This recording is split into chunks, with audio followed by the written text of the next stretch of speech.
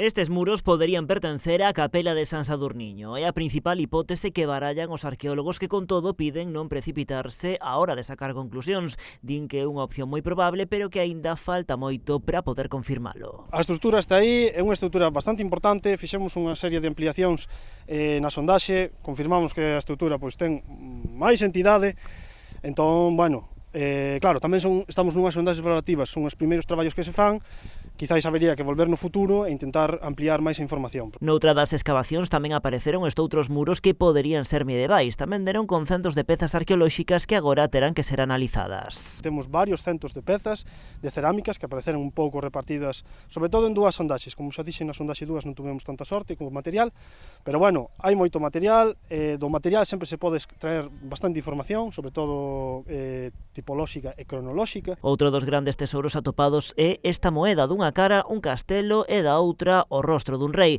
Podería ser do século XIII ou XIV. As representacións que ten a moeda, un castelo nunha das caras e na outra cara o retrato dun monarca, pois entre eses anos houve unha serie de monarcas de Castela que acuñaron moedas dese tipo, con esas representacións. Entonces podería ser. No Concello celebran os resultados destas escavacións, agora confían en poder impulsar unha segunda fase o ano que ven para poder ampliar as áreas de traballo.